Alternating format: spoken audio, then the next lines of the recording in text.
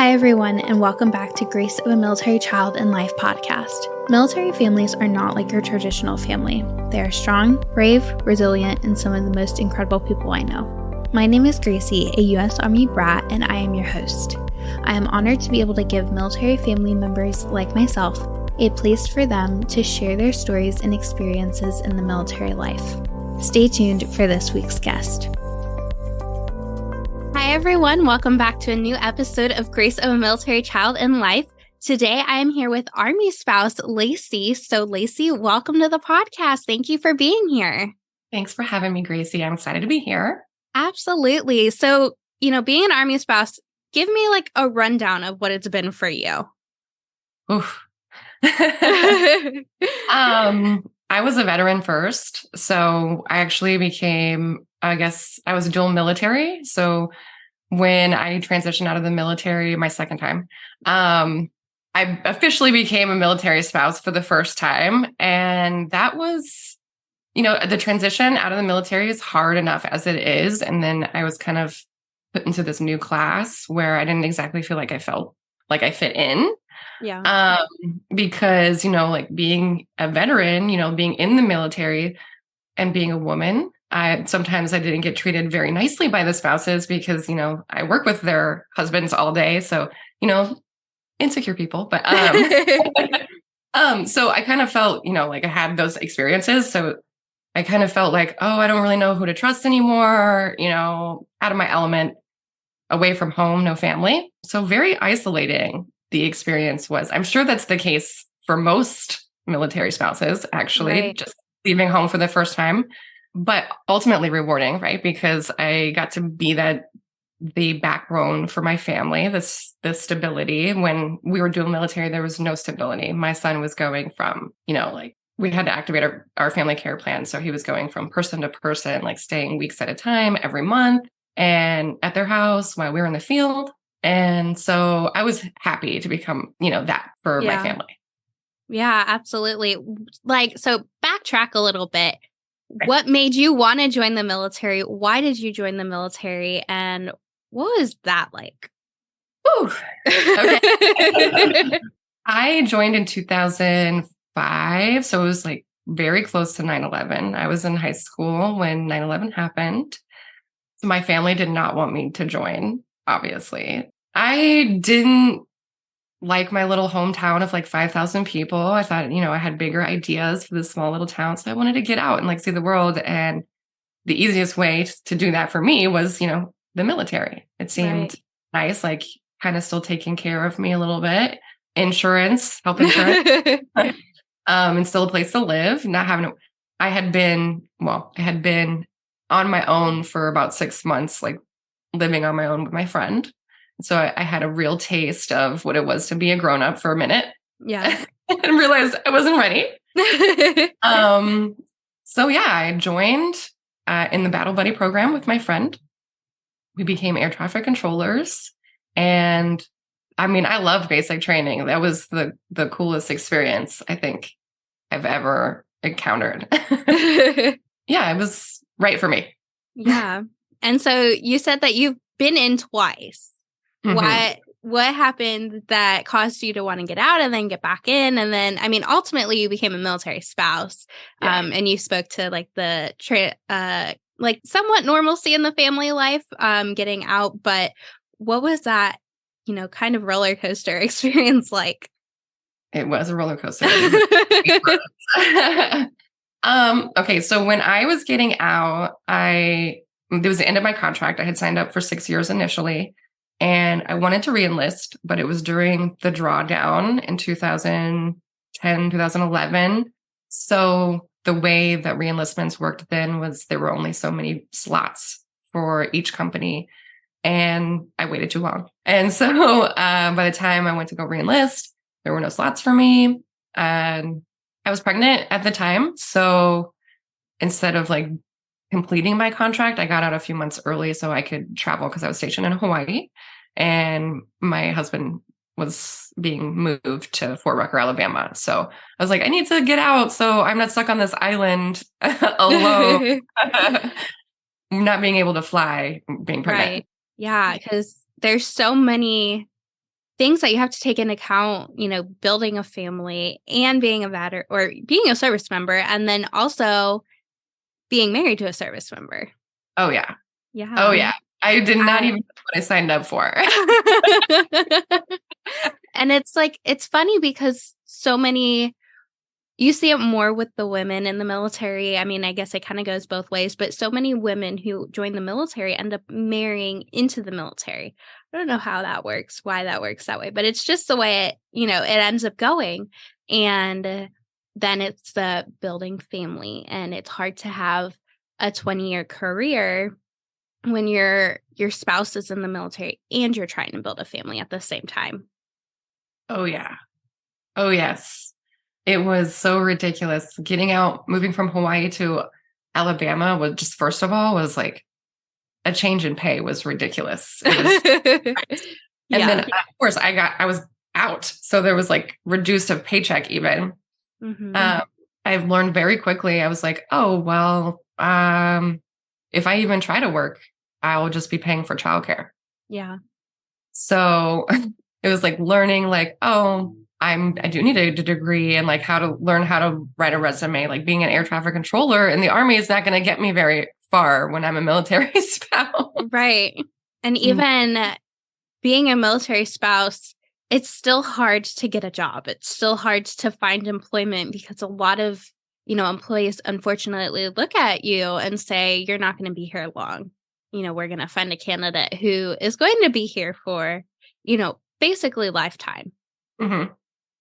Yeah, which they might not even stay there for their lifetime, but it's just so easily written off. Even friends like, oh, well, you can't commit. Like, I think that's why maybe a lot of military spouses have an extensive volunteer, Yeah. They want to give back, but it is definitely written off. Yeah, absolutely. So then once things kind of slowed down and the drawback kind of did what it did, what made you want to rejoin? Money. Yes. So it was like 2011 and President Obama had been, extending the unemployment benefits a lot. Actually, I benefited for like a year or something on the unemployment. So that ended. And I was like, well, I liked the paycheck that I was getting in the military. It was like the fastest way I could make that amount of money. Again, I didn't have a degree. And so I was like, well, I got it. Now I have to do this for our family as well, because we don't have the money to pay like our bills, and we were having a hard time, putting food on the table. Yeah. At the time. So that was a struggle. So I got back in, and that was really, really tough for me because I had just kind of gotten used to being a mom, the ideas. Like my son was like 15 months old. It was like the really fun time, It was hard. Yeah, absolutely. And then, being a mom, being a wife, being a service member, it all compiles on top of each other, and they're all hard jobs to maintain. And, one of them's only a real job, Yeah.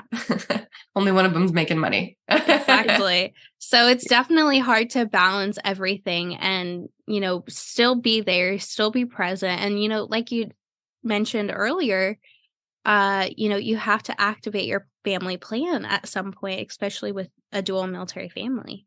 Yeah. Yeah. And that's really hard to do, trusting people to take care of your children that you don't even know that well. My husband was a SHARP SARC, so it's a sexual harassment and assault response program. And so he kind of knew, the stats for the post and, kind of what was going on. And the only people we could rely on really, because we were so far away from family, both of our families were other service members. So it's kind of like we are risking at a young age too. So that really bothered me, putting my son in other people's hands so frequently. Yeah, especially because you don't have any control over it. You can't say, hey, I'm going to have to skip this mission, this training because I need to be with my family. Like that's just not how it works. No. And it was very the added challenge was my husband and I were in the same company. Mm-hmm. So what that meant was anytime my son had an appointment or something, they kind of had, they being our command, had control of our entire life. They'd be like, Right. oh, you can go, you can't go. And I would be like, well, I don't understand why we can't both go when both of these people's parents are definitely going. Like the service member and their spouse are going to their kids' things. It was very challenging. Yeah, no, absolutely. So then, getting out, you mentioned that it was a difficult transition from going service member to spouse. And you said some of the challenges and some of the good things, but, overall, you have to do what's best for your family. But that comes with the good, the bad, and everything in between with it. Yes, it certainly does. It's just, I am thankful that I have had that military training, right? Because I have been so isolated since getting out of the military that I don't know that I would have been able to do it. Yeah. I tell military spouses all the time, it's the harder job. Out of like being the veteran, I've deployed twice, 25 months deployed. At being the service member or being the spouse is a way harder job. Mentally. And just, like there's a lot of times where it's like, wow, I'm just doing this by myself. I'm kind of a single parent sometimes when I'm not.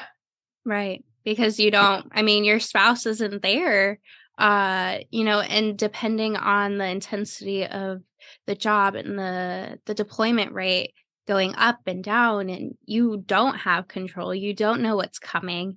And, some days they're here and some days they're gone and some days they're gone more than they're here. Totally. Yeah, that's definitely the case. Yeah, you kind of have to just, being a service member, you have to roll with the punches to begin with, but then especially as a spouse, because you have complete loss of control and you have to kind of take it day by day, but you also have the benefit of knowing the background of the service member and what that position is like as well. Yeah, I do. Like, there's a lot of times my husband's, people who are still in, they're like, oh, your wife understands. Da, da, da. I'm like, yeah, but it gets him in trouble a lot because I do understand. Yeah. So I'm like, there's no excuses here. Being the one that being in, you have to roll with the punches, but you're pretty much aware of all the steps. Being a spouse, you kind of just like, hey, this is happening now. And you don't know all the steps in between. So it feels very blindsided.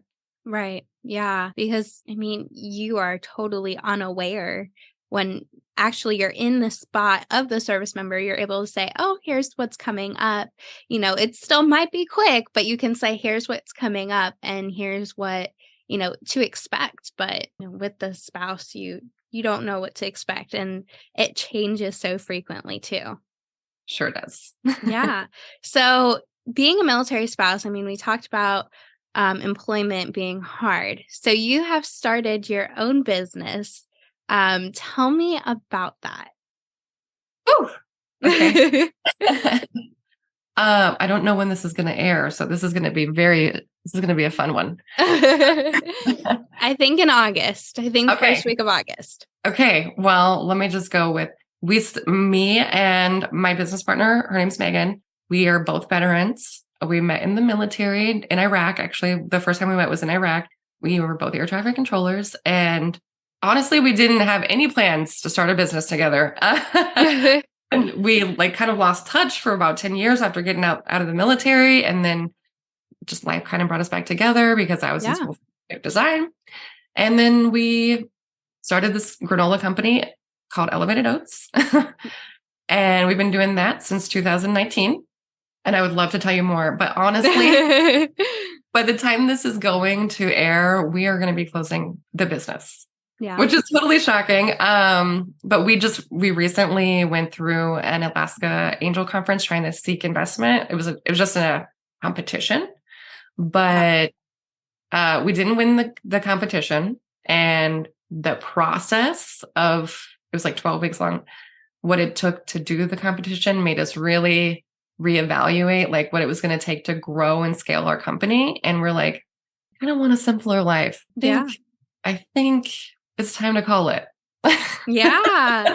And sometimes, that's the unfortunate reality because it takes a lot of work to be an entrepreneur, to be a business owner, to have all of these ideas. And, sometimes it's harder than having an actual job. Oh my gosh, it's so much harder than having an actual job. So we were air traffic controllers, and a lot of people are like, oh, that's a really stressful job. It prepared me for entrepreneurship. Okay? Because that is stressful.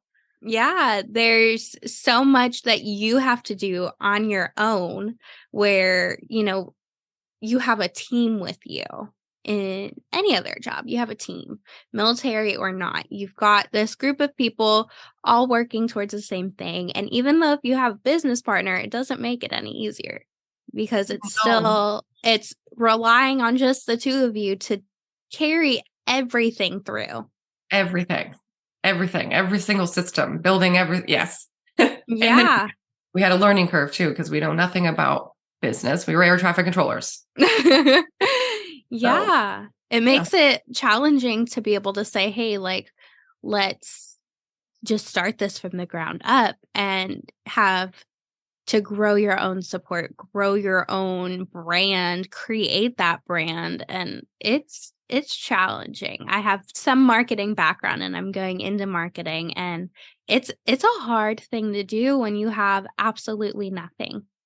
Oh yeah. Very hard. You know the pain.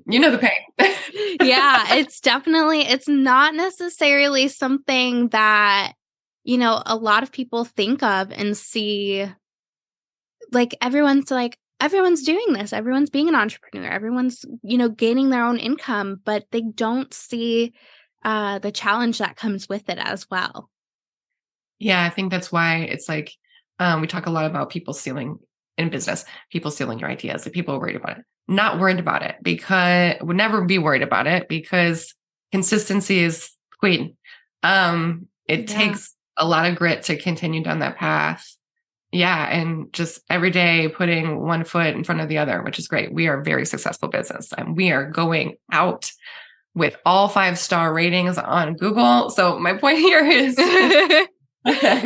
it's just, we learned a lot and now we can do other things with what we've learned. Yeah, absolutely. This is not like the end. There's always something bigger and better coming forward. And like you said, you learn, you figure out what works and what doesn't work, and you move on to the next adventure.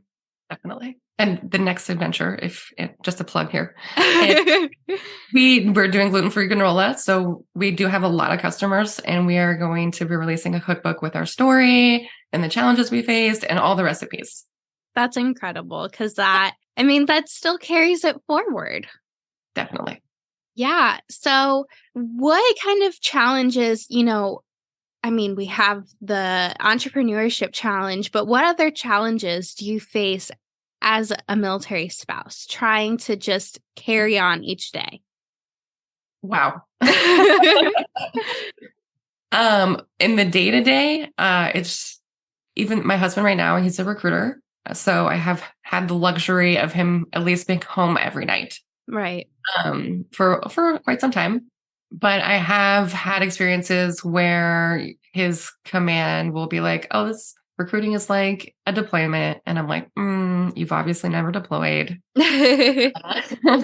So that's been challenging, not knowing when he's going to be home. So like trying to plan dinner, like I like to eat as a family, trying to feel like you have a partner in the day-to-day. Yeah. That's been challenging being away from family. I don't have a lot of strong family connections myself, but I do with his family, and they live in Florida. We live in Washington now. Completely opposites. Yeah. And I mean, honestly, we've moved in the 12 years that we've been married. We've moved 7 times, just PCSing. That's not just like sometimes we move houses in that little area, but just PCSing 7 times in 12 years. I don't know how that maths out, but you're averaging about a year and a half in each spot, maybe less. Yes. It's been hectic. That I think is trying to plan, feel like you're having a community, feeling like you have roots. I struggle with that every day. Yeah. Every day. And I have an 80% disability rating from my time in. So I also struggle with, my PTSD and like social anxiety from that. Yeah.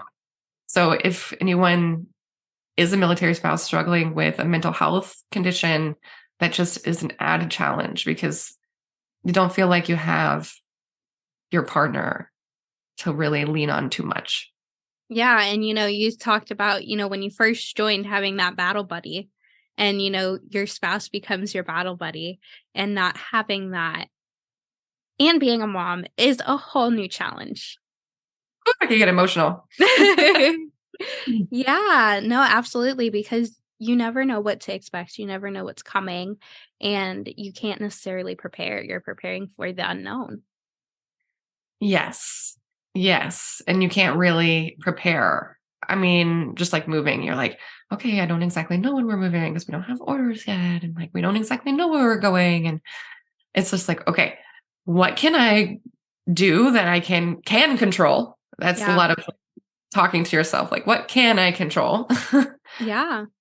And that's the way you have to go about it. And that's the way, to be a successful military spouse, you have to be like, okay, let's break this down. What can I control? What can I not control? So we're going to control the things I can control and try not to worry about the things I can't control. Yeah, let that be because we just have to deal with that when it comes. Yeah, absolutely. What are, flipping the script, what are some of the highlights that you've had? Just being able to help my husband through his career. I've seen, multiple promotions and been there for, coming home from deployments. Those are amazing. Getting to be a part of that. Like that's the rewarding part, I think, of being the military spouse is like, oh, I didn't do it all for nothing. Yeah. No, you see the purpose and you see the reasoning. And, even though the months of the deployment suck, it all leads up to that homecoming. And it's like you're standing there and you're like, this was all worth it. It was. And it's interesting because I'm saying like, oh, I don't have that daily partner, right? But I have this different partner where like our bond is stronger, in my opinion, right? Because we've had to do this apart at long distances during parts of it, probably like at least half of our marriage, Yeah, and it, when you put it into perspective, it's a lot. It is a lot. I feel like I married my best friend when I was in. Sometimes I didn't see those relationships. Yeah.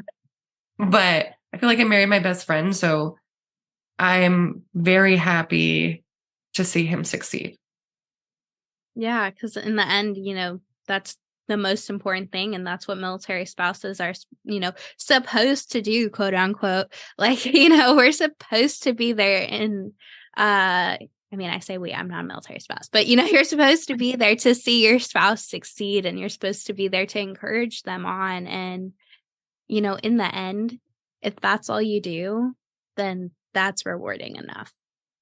And getting to be the mom, I guess, it's like I grew up in the same hometown, I didn't experience what my son experiences. So I get to really, help him and listen to him and like give him something that my parents weren't able to give me, nothing that they would have even thought about, to be honest with you. But,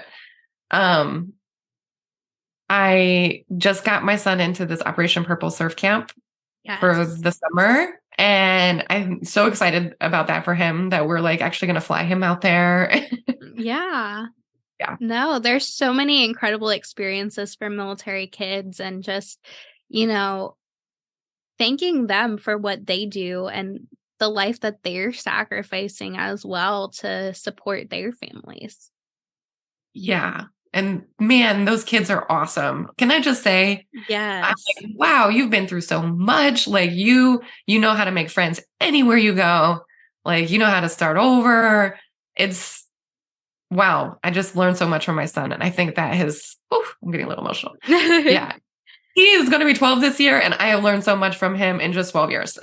So yeah, no, it's incredible. And it's amazing to, see military kids grow and military kids blossom, and those experiences that they get and they have because of their moving. It's a lifetime of things. And, it's still challenging. I will say that's why I'm like, I haven't talked about it on the podcast, I don't think, but I'm starting the new military child bigs and littles program to, help connect and mentor military kids who are currently going through it. I love that. It's such a challenge, and there's nothing out there, I mean, there are summer camps, there are, so many things for specific times, but there's nothing that, goes on where it's like, hey, I need to talk to someone who's not my parent. Like, who do I call? Exactly. I'm glad you say that, because I have been saying that too. I'm like, there's got to be something. Why isn't there something? This is 2023. So I'm glad to hear you say that, Gracie. Yeah. Let me know if I can help you in any way. Oh, absolutely. Yes, I'll send you information because there's so much going on and it's so exciting. And just, helping military kids, everyone asks, I just graduated college and they're like, what are you doing from here? I was like, first off, I'm going back to school for my master's. Like, that's just the way it is. But, everyone's like, what's your goal? What's your passion in life? And, I try to think of it and I try to think of an answer. But it's things like this, helping military kids, sharing stories of kids and spouses, being an advocate and support for military families. That's where it's at. And that's where it's special too. Totally. Are you going to the Military Influencer Conference? No. What is that?